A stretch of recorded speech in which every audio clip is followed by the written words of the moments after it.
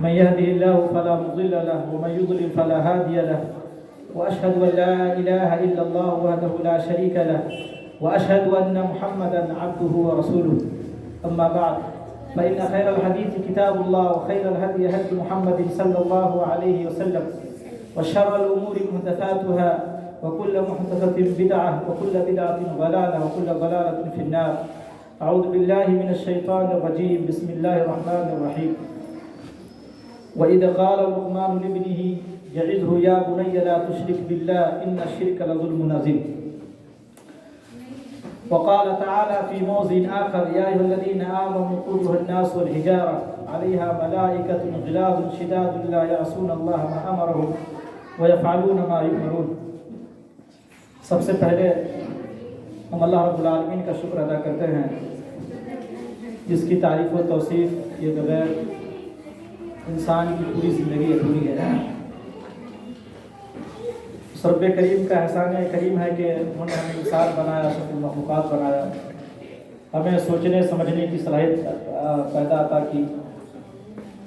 اور اللہ رب العالمین کا مزید کرم یہ ہے کہ ہم ایک ایسی دنیا میں ہے جو دنیا ہمارے لیے فائدے کے لیے بنائی گئی ہے. آج کے اس مختصر پروگرام میں ہمارے سامنے موجود ہے بالخصوص اس کے ڈائریکٹر، میں ان کا شکر گزار ہوں کہ انہوں نے موقع دیا، اور ہمارے ساتھ جناب شیخ سمر صادق صاحب جو ابھی آپ کے سامنے کھانا کے عادات کے تعلق سے گفتگو کر رہے تھے. یہاں ایک بات میں بتانا چاہتا ہوں کہ بعض چیزیں ایسی ہوتی ہے کہ جس کے بارے میں بچپن ہی بتایا جاتا ہے. عربی کا کوٹیشن ہے کہ العلم فی الصغر کالنقش فی الحجر. بچپن میں جو چیزیں رٹا دی جاتی ہیں، جو چیزیں ذہن میں نقش کر دیا جاتا ہے، یا بچپن میں جو تربیت دے دی جاتی ہے وہی تربیت بعد میں اثر کرتی ہے. یہ ایسا ہوا ہی نہیں، تاریخ میں آج تک ایسا ہوا ہی نہیں کہ جو چیزیں بچپن میں نہیں بتلائی گئی ہو بہت حد تک کم سمجھ میں آتا ہے. تو میرے بچوں عزیزوں، میں نے آپ کے سامنے ایک آیت کریمہ کی تلاوت کی ہے. یہ سورہ لقمان کی آیت ہے. اللہ رب العالمین اس آیت کریمہ میں ارشاد فرماتا ہے کہ وَإِذْ قَالَ لُقْمَانُ لِابْنِهِ يَعِظُهُ يَا بُنَيَّ لَا تُشْرِكْ بِاللَّهِ. جب حضرت لقمان نے اپنے بیٹے سے کہا، نصیحت کرتے ہوئے، واعظ کرتے ہوئے کہ یا بنی لا تشرک باللہ، اے میرے بیٹے شرک مت کرنا. شرک بہت بڑا جرم ہے، اور ہر گارجین کو، ہر سرپرست کی ذمہ داری بنتی ہے کہ اپنے بچوں کی جو سب سے پہلی تربیت کرے ماں کے گود میں، یا بچے جب سن شعور کو پہنچے، بالغی کے پاس پہنچے، بلوغت کے دہانت تک پہنچے، تو اس کے ذہن و دماغ میں جو سب سے پہلی بات سیٹ کرنا چاہیے وہ ہے توحید کی تعلیم. ہمارے اندر زندگی کی ساری تعلیم موجود ہو، ہم اچھے ڈاکٹر، انجینئر، فلاسفر ہو، دنیا کا سارا ہنر ہمارے پاس ہے، اگر ہماری زندگی میں توحید نہیں ہے، ہماری زندگی میں اللہ رب العالمین کی وحدانیت کی تعلیم نہیں ہے، تو ساری کی ساری چیزیں بیکار ہیں. اور اللہ رب العالمین کو حضرت لقمان کی یہ نصیحت اتنی پسند آئی کہ آپ آنے والے تمام گارجین حضرات کے لیے، تمام سرپرست کے لیے ایک نصیحت کے طور پر قرآن کریم کے ذریعے اس نصیحت کو جمع کر دیا. اور حضرت لقمان اپنے بچے کو سمجھا رہے ہیں، نصیحت کر رہے ہیں، جس طرح سے ایک باپ اپنے بیٹے کو گود میں جس طرح سمجھاتا ہے، محبت کی باتیں کرتا ہے، اسی طرح سے یا بنیا، اے میرے بیٹے شرک مت کرنا. اور شرک کیا ہے بچوں؟ شرک یہ ہے کہ اللہ رب العالمین کے علاوہ کسی کو اپنا معبود سمجھنا، کسی کو روزی دینے والا سمجھنا، کسی کو بیماری ٹھیک کرنے والا سمجھنا، کسی کو شفا دینے والا سمجھنا، کسی کو مصیبتوں کو دور کرنے والا سمجھنا. آج دیکھیے کہ آج کس طرح سے لوگ شرک سے دور ہو رہے ہیں، کس طرح سے لوگ توحید سے دور ہو رہے ہیں. چھوٹے چھوٹے بچے جو معصوم بچے ہیں، 10 سال کے، 12 سال کے، ان کے گلے میں تعویذ لٹکایا جاتا ہے، ان کے ہاتھوں میں کالا دھاگا بدھوایا جاتا ہے، ان کے پیروں میں کالا دھاگا بدھوایا جاتا ہے. ان کے ذہن و دماغ میں کیا بات چلتی ہوگی؟ ان کے ذہن و دماغ میں یہی بات چلتی ہوگی کہ اس دھاگے کے ذریعے سے ہمیں شفا مل رہی ہے، یا سر درد کر رہا ہو، کوئی بڑی بیماری ہے، یا اسی طرح کی کوئی بھی موذی بیماری ہے. میرے بھائی بزرگ دوستو، کہنے کا مقصد یہ ہے کہ توحید کو سمجھیے، توحید کو پڑھیں گے کب آئے گا؟ جب آپ قرآن کو پڑھیں گے، حدیث کو پڑھیں گے. اور توحید اگر آپ کی زندگی میں آ گیا تو آپ کی زندگی منظم ہو گئی، آپ کی زندگی پاک ہو گئی. حضرت یعقوب علیہ السلام جب دنیا سے جانے والے تھے، وہ اپنے بچوں کو نصیحت کر رہے ہیں، سمجھا رہے ہیں کہ ما تعبدون من بعدی، تم لوگ اس بات کا اقرار کرو کہ میرے جانے کے بعد اس دنیا سے ہم چلے جائیں گے، تو کیا اللہ کے علاوہ کسی دوسروں کو شرک نہیں کرو گے؟ کیا اللہ رب العالمین کے علاوہ کسی اور دوسروں کو معبود نہیں بنا لو گے؟ یہ نصیحت کی. اور یہی نہیں، اللہ رب العالمین نے انبیاء علیہ السلام کو چیلنج کیا کہ لئن اشرکت لیحبطن عملک ولا تکونن من الخاسرین. اے انبیاء علیہ السلام، اگر آپ کی زندگی میں بھی شرک آ جاتا یا شرک کے کاموں میں آپ ملوث ہو جاتے تو آپ کے بھی اعمال کو برباد کر دیا جاتا. تو سب سے پہلی چیز ہے کہ توحید اللہ ہی دینے والا ہے. بیماری کو ٹھیک کرنے والی ذات اللہ تعالیٰ کی ذات ہے، کھلانے پلانے والی ذات اللہ تعالیٰ کی ذات ہے، ہر طرح کے مسائل کو دور کرنے والی کی ذات اللہ تعالیٰ کی ذات ہے. پریشانیاں اللہ دیتا ہے اور پریشانیوں سے دور اللہ کرتا ہے. وَإِذَا مَرِضْتُ فَاشْفِينِ، جب تم بیمار پڑتے ہو شفا کون دیتا ہے؟ اللہ تعالیٰ دیتا ہے. اللہ تعالیٰ کے علاوہ کوئی ایسی ذات نہیں. اس لیے ہمارے ایسے بہت ساری مائیں ہیں، بچہ پڑھ رہا ہے، امتحان میں نمبر نہیں لا رہا ہے، پریشان ہو جاتی ہیں. اب فلاں مولانا کے پاس گئی، فلاں عامل کے پاس گئی، دیکھیں نا بچہ کا امتحان میں نمبر ہی نہیں آتا ہے. کیا بیماری ہے بھائی؟ ذہن، دماغ کس نے دیا؟ دل کس نے دیا؟ یہ سب اللہ تعالیٰ کی قبض قدرت میں ہے. ہم پریشان ہو جاتے ہیں.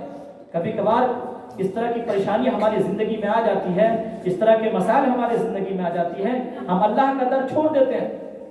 ہمیں اس وقت اللہ سے مانگنا چاہیے، جس طرح سے صحابہ کرام اور جس طرح سے انبیاء علیہ السلام اور جس طرح سے بہت سارے نبی کے بارے میں آتا ہے. ان کی زندگی میں بڑی بڑی پریشانیاں آئی.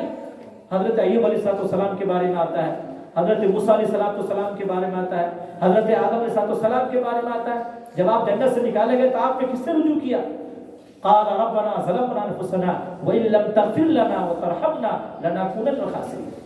تو توحید بہت ضروری ہے. اللہ کے نبی صلی اللہ علیہ وسلم ایک بچے کو اپنے ساتھ لے کے چل رہے ہیں اور سمجھا رہے ہیں. اسی طرح ہر ماں باپ کو سمجھانا چاہیے. یا غلام الا اعلمک کلمات ينفعک اللہ بہن. اے میرے غلام، کیا میں تجھے ایسی بات نہ سمجھا دوں جو تمہارے لیے فائدے کی چیز نہ ہو؟ کیا اللہ کے نبی نے سمجھایا کہ اذا سألت فاسأل اللہ، جب بھی سوال کرنا ہو تو اللہ تعالیٰ سے سوال کرنا. اذا استعنت فاستعن باللہ، جب بھی مدد مانگنا ہو تو اللہ تعالیٰ سے مدد مانگنا. یہی بات گارڈین حضرات کو اپنے بچوں کو سمجھانا چاہیے کہ میرے بچوں، میری بچیاں، میرے بیٹوں، میری بیٹیاں، تم دنیا کے جس کونے میں بھی رہنا، جس خطے میں بھی رہنا، جس کوشش میں بھی رہنا، تمہاری زندگی میں جب بھی کوئی پریشانی آئی تو اللہ تعالیٰ کے سامنے رجوع کرنا، اللہ تعالیٰ سے مانگنا. اللہ تعالیٰ کے علاوہ دنیا کے اندر کوئی ذات ایسی ہے ہی نہیں ہے جو کسی مسائل اور کسی مشکلات کو کیا کر سکے، حل کر سکے. آج دیکھیں لوگ مزاروں پہ خود بھی جاتے ہیں، اپنے بچوں کو بھی لے کے جاتے ہیں. اس طرح کے درگاہوں پر اس طرح کے عاملوں کے پاس، جاہلوں کے پاس، درویشوں کے پاس خود جاتے ہیں، خود اپنا عقیدہ خراب کر رہے ہیں، خود اپنا ایمان خراب کر رہے ہیں، خود اپنا ایمان بیچ رہے ہیں اور ساتھ ہی ساتھ اپنے بچوں کا بھی عقائد خراب کر رہے ہیں، اپنے بچوں کو بھی شرک میں ڈال رہے ہیں، اپنے بچوں کو بھی شرک کے کاموں میں ملوث کر رہے ہیں. کتنا خطرناک کام ہے. اللہ رب العالمین نے اس گناہ کو اتنا برا سمجھا، اتنا مذموم سمجھا کہ ان اللہ لا یغفر ان یشرک به ویغفر ما دون ذلك لمن یشاء ومن یشرک باللہ فقد افترى اثما عظیما. بچیاں زیادہ ہیں، ان سے مخاطب کرنا چاہتے ہیں. ہماری مائیں جلدی مسائل و مشکلات کو برداشت نہیں کر پاتی ہیں. مسائل و مشکلات کو ہماری مائیں برداشت نہیں کر پاتی ہیں. ان کا دل جلدی گھبرا جاتا ہے. اکثر گھروں میں دیکھیں گے کہیں کالا کپڑا لٹکا ہوا ہے، کہیں لال کپڑا لٹکا ہوا ہے. طرح طرح کی چیزیں، طرح طرح کے عقائد، طرح طرح کے اوہام و خرافات ہم دلوں میں پالے ہوئے ہیں. تو میرے بھائی بزرگوں دوستو، ہمیں یہ تعلیم دینی چاہیے. سب سے پہلی تعلیم و توحید کی تعلیم. سب سے پہلے علیہ السلام نے اپنے بچوں کو جو تعلیم دی، اذا سألت للہ، اذا سألت فاسأل اللہ، جب بھی مانگو اللہ تعالیٰ سے مانگو. اذا استعنت فاستعن باللہ، اور جب بھی مدد مانگنا ہو تو اللہ تعالیٰ سے مانگو. اللہ تعالیٰ کے علاوہ دنیا میں ایسی کوئی ذات نہیں ہے جو آپ کے مسائل و مشکلات کو حل کر سکے. اور اسی طرح سے آپ دیکھیں گے خود خاص کر اللہ کے رسول جو دنیا سے جانے والے تھے، توحید کے بعد دوسری چیز ہمارے زندگی میں کیا ضروری ہے؟ کیا ضروری ہے؟ توحید کے بعد اسلام کے اندر جو دوسری چیزوں پہ اسلام نے بہت زیادہ ضروری دیا ہے وہ نماز کی تعلیم ہے۔ 7 سال کے بعد بچوں کو آپ کو ٹریننگ دے دینا ہے۔ 7 سال کے بعد بچوں کو ٹریننگ دینی ہے، نماز کے بارے میں بتایا جاتا ہے۔ اور یہ جان لیجئے ہماری کچھ مائیں بیٹھی، میں ان سے اس میں کہنا چاہتا ہوں کہ میں نے ان لوگوں کو دیکھا ہے کہ جو لوگ بچپن میں نماز ہی پڑھتے ہیں، نماز شروع کرتے ہیں یا عادت ڈالتے ہیں، وہی بعد میں نمازی رہتے ہیں۔ اکثر دیکھیں گے آپ آج بھی وہی لوگ نمازی ہیں جنہوں نے بچپن میں نماز شروع کیا ہے۔ اس میں ہماری بچیاں بڑی کوتا ہے۔ عام طور پر میں دیکھتا ہوں، میں خود پڑھاتا ہوں بچیوں کو کہ ہماری 10 سال کی لڑکیاں، 12 سال کی لڑکیاں نماز پڑھتی نہیں۔ اس میں ہماری ماؤں کی غلطیاں ہیں۔ کل قیامت کے دن وہ پکڑے جائیں گے، کل اللہ رب العالمین ان کو گھسیٹے گا۔ لڑکے بہت حد تک اپنے باپ کے ساتھ، چچا کے ساتھ، بھائی کے ساتھ، ماموں کے ساتھ مسجد میں آ جاتے ہیں۔ ہماری جو 10 سال کی لڑکیاں ہیں، 12 سال کی لڑکیاں ہیں، 13 سال کی لڑکیاں ہیں، وہ نماز پڑھتی نہیں۔ اور اسلام نے توحید کے بعد دوسری تعلیم دی، وہ نماز کی تعلیم دی۔ نماز کی تعلیم دی۔ نماز اسی وقت آپ اچھا خاصا نمازی بن سکتے ہیں جب تک آپ اس کی تربیت، اس کی ٹریننگ بچپن میں نہیں کریں گے۔ جب تک آپ اس کو پڑھیں گے نہیں، سیکھیں گے نہیں، اور اس میں گارڈین کی ذمہ داری ہے۔ نماز کے معاملے میں اللہ کے نبی نے کہا مارنے کو حکم دیا۔ اگر بچے نماز نہیں پڑھتے اس کو مارا جائے، ڈانٹا جائے، اس کی پھٹکار لگائی جائے، اس کے ساتھ زجر و توبیخ کی جائے، اس کو ڈانٹا جائے، اس کی تربیت کی جائے۔ تو توحید کے بعد دوسری ذمہ داری ہے ماں اور باپ کی کہ نماز کے بارے میں، نماز کی تربیت، نماز کے بارے میں بتانا، نماز کے بارے میں سمجھانا۔ اور آپ کو بہت ساری ایسی حدیثیں آتی ہے کہ مسجد نبوی میں اللہ کے حدیثیں آتی ہے کہ پہلے مردوں کی صفیں لگی ہوتی تھی، اس کے بعد بچوں کی صفیں لگی ہوتی تھی، اور اس کے بعد عورتوں کی صفیں لگی ہوتی تھی۔ اس لیے اس کا مطلب یہ ہے کہ صحابہ کرام اس چیزوں پر توجہ دیتے تھے۔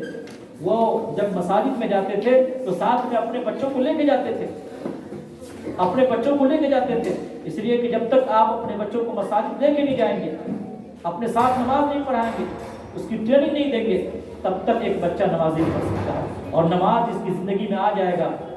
اللہ تعالیٰ نے کیا فرمایا؟ اللہ فرماتا ہے کہ ان اللہ کہ نماز کیا ہے؟ تمام برائیوں سے انسان کو روک دیتی ہے، تمام برائیوں سے روک دیتی ہے۔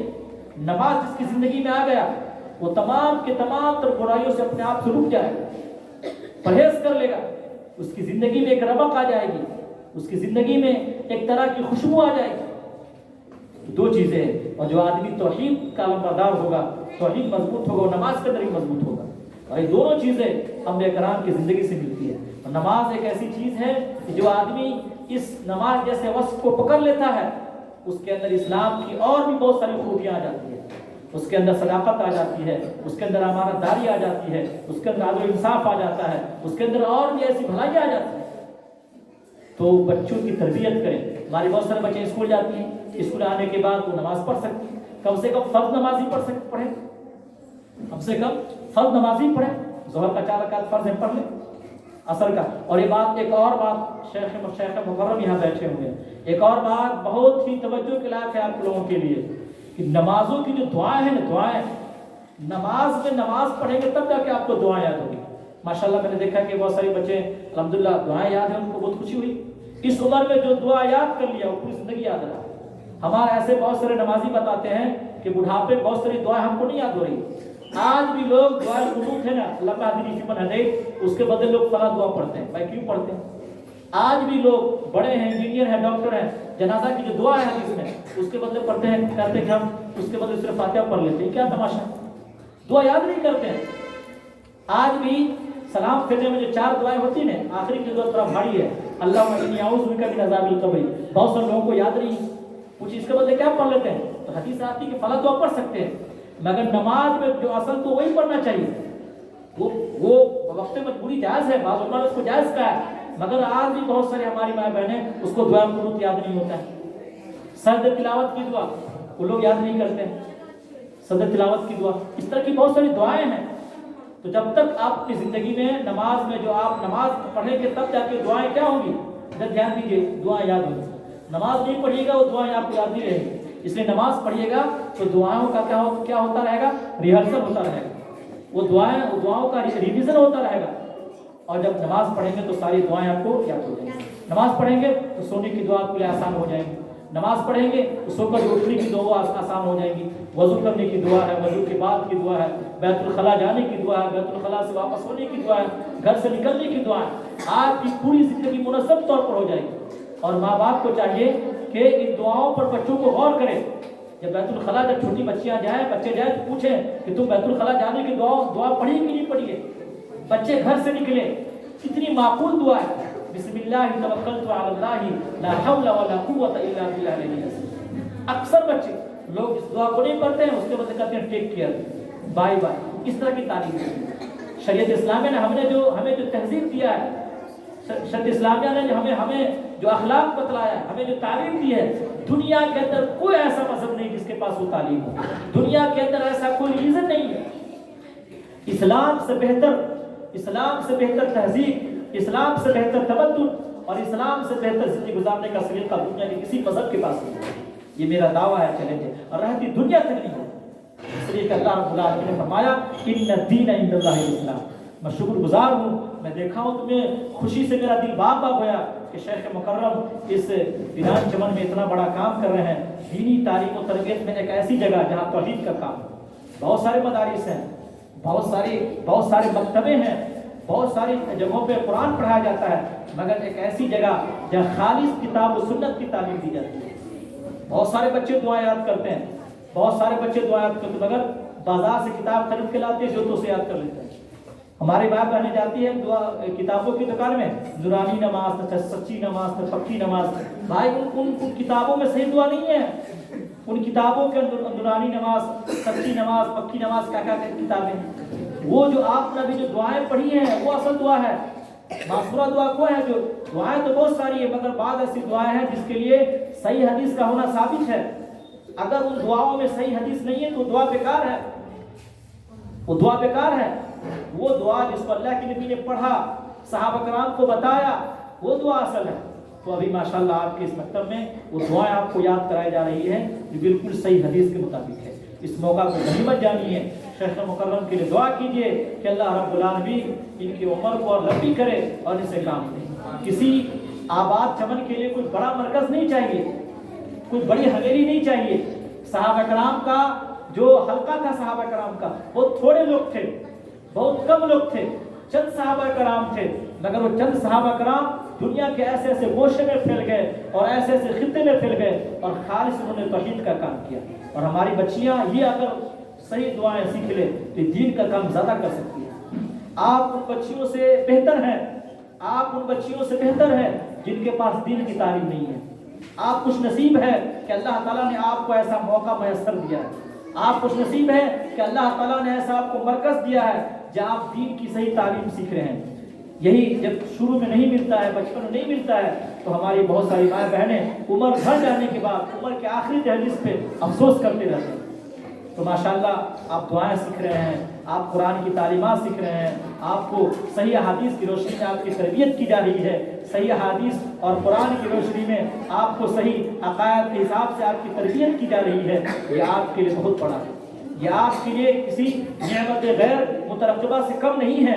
اس لیے اس موقع کو غنیمت جانیے، اپنے اساتذہ کی عزت کیجیے، اور جو ٹائم ٹیبل آپ کو ملا ہے اس ٹائم ٹیبل کے اندر وقت پڑھانے کا خیال کیجیے اور محنت سے پڑھا کیجیے، اور کوشش کیجیے کہ ہمیں اس میں سے ایک ایسا رزلٹ دینا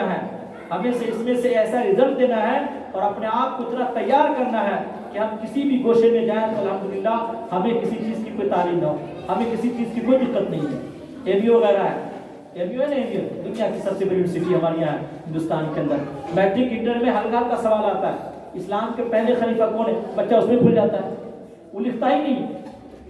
ABO میں 10 سوال اسلامیات سے آتے ہیں، اکثر بچہ کہتا ہے ہم نے نہیں لکھا ہے۔ یہ ہماری قوم کا حال ہے، یہ ہماری امت مسلمہ کا حال ہے۔ اسلامیات کے سارے سوال حل کر لیتے ہیں، انگریزی کے ہے نا شیخ، انگریزی کے اور اسی طرح سے سارے سوال حل کر لیتے ہیں۔ اسلامیات کے جو 10 سوال حل نہیں کر پاتے، اس میں کیا لکھا ہوتا ہے؟ اسلام کا پہلا خلیفہ، قرآن میں کتنے پارے ہیں، جنگ بدر کب ہوا، جنگ احد کب ہوا، جنگ خندق کب ہوا، کتنے صحابہ کرام عشرہ مبشرہ میں سے ہیں، کتنوں کو اللہ کے نبی نے جنت کی بشارت دی۔ یہ ہماری اسلامی تعلیمات کا حال ہے۔ ہم کہاں جا رہے ہیں، ہم کدھر جا رہے ہیں، نہ ہمارے والدین کو فکر ہے، نہ ہم کو فکر ہے۔ اسی لیے میرے بھائی بزرگوں دوستوں، میں ان گارجین کو مبارکباد دینا چاہتا ہوں جن کی بچیاں یہاں پر آتی ہیں۔ میں ان والدین کو مبارکباد دینا چاہتا ہوں کہ آپ نے ایک ایسا مرکز انتخاب کیا ہے جہاں آپ کو صحیح حدیث اور قرآن و حدیث کی روشنی میں آپ کے بچوں کو سب سے بہترین تربیت دی جاتی ہے۔ اور ماشاءاللہ آپ کا رشتہ ایک ایسی جماعت سے ہے، ایسی جماعت سے جو قرآن و حدیث کی دعوت دیتی ہے۔ جماعت دنیا کے اندر، اگر دنیا کے تمام مذاہب میں اگر کوئی بہتر مذہب اسلام ہے، اور دنیا کے تمام مسالک میں اگر کوئی بہتر ہے جس کے پاس اگر کوئی صحیح منہج ہے، صحیح راستہ ہے کسی کے پاس، جماعت اہل حدیث کے پاس ہے ماشاءاللہ۔ تو آپ اس راستے ہمیں خوش نصیبی ہوتی ہے، ہم اللہ تعالیٰ کا جتنا شکر ادا کریں کم ہے۔ تو ماشاءاللہ آپ بچپن کے ابتدائی مرحلے میں ہیں اور آپ کو ان سب چیزوں کی تعلیم دی جاتی ہے، اچھے اساتذہ کی ٹیم آپ کے پاس موجود ہے، فارغ التحصیل اساتذہ آپ کے پاس موجود ہے، یہ اساتذہ آپ کی اچھی تربیت کر رہے ہیں ماشاءاللہ، یہ انتہائی خوش نصیبی اور حرمہ نصیبی کی بات ہے اور آپ کے لیے قابل سب مبارکباد کی بات ہے۔ اسی طرح سے ہماری اور آپ کی ذمہ داری بنتی ہے کہ سیرت جہاں پڑھایا جاتا ہوگا آپ کو، سیرت کی تعلیمات بہت ضروری ہے۔ دنیا میں جینے کے لیے اگر کوئی آدمی دنیا میں جینا چاہتا ہے، اس کے پاس سیرت کی تعلیم نہیں ہے، اللہ کے نبی کے اخلاق کی تعلیم نہیں ہے، اللہ کے نبی کی پوری زندگی کی تعلیمات اس کے سامنے، اس کی زندگی ادھوری ہے۔ وہ زندگی کسی گوشے میں کامیاب نہیں ہو سکتا۔ کامیاب ہوگا تو وقتی طور پر ہوگا، کامیاب ہوگا تو عارضی طور پر ہوگا۔ اخروی کامیابی اگر کوئی حاصل کرنا چاہتا ہے تو اللہ کی نبی کی زندگی ہمارے سامنے ہونا چاہیے، جس کے بارے میں اللہ کے نبی نے فرمایا، اللہ تعالیٰ فرماتا ہے لقد كان لكم في رسول الله اسوة حسنة، کہ تمہارے لیے دنیا کی بہترین، تمہارے لیے کسی کا بہترین اگر اسوہ نمونہ ہے تو اللہ کے نبی کا۔ آج ہماری بہت ساری مائیں بہنیں فلموں میں، بہت سارے ایسے ہیرو ہیرونی ہے دنیا تک، بہت ساری لڑکیاں آیا دن سوشل میڈیا پر آتی، ہم ان کو فالو کرتے ہیں، ہم ان کو دیکھتے ہیں، وہ ہمارے لیے عادل نہیں ہے، وہ ہمارے لیے نمونہ نہیں ہے، وہ ہمارے لیے اسوہ اور قدوہ نہیں ہے۔ ہمارے لیے اسوہ حضرت اللہ کے نبی ہے اور اللہ کے نبی کی بیویاں ہیں اور صحابیات رضی اللہ تعالیٰ عنہ ہیں، جنہوں نے اسلام کے لیے، اسلام کے تقدس کے لیے اور اسلام کی خدمات کے لیے تن من دھن کی بازی لگا دی۔ اس لیے یہ دور انتہائی خطرناک دور ہے، یہ فتنوں کا دور ہے۔ ایسے دور میں اپنے بچوں کو سنبھالنے کی ضرورت ہے، ایسے بچوں میں، اپنے بچوں کے ذہن و دماغ میں دینی بات ڈالنے کی ضرورت ہے۔ اگر ہم ایسے موقع سے اپنے بچوں کے ذہن و دماغ میں دینی بات نہیں ڈالتے ہیں، دینی تشخص نہیں ڈالتے ہیں، تو جان لیجئے آج ہمارے سامنے اس طرح کی بہت ساری رپورٹس آتی ہے کہ خاص کر یو پی کا ہی رپورٹ ہے کہ 8 لاکھ سے زیادہ لڑکیاں غیر مسلموں کے شکنجے میں شکار ہو کر انہوں نے اپنے دین کو برباد کر دیا، انہوں نے اپنے دین کو برباد کر لیا، اپنے ایمان کو برباد کر لیا، وہ ملحد ہو گئی، وہ زندیق ہو گئی، وہ مرتد ہو گئی۔ ان آزادی کے ہم کسی بھی تعلیمات کے خلاف نہیں ہیں، مگر ساری تعلیمات اسلام کے دائرے میں ہیں۔ اللہ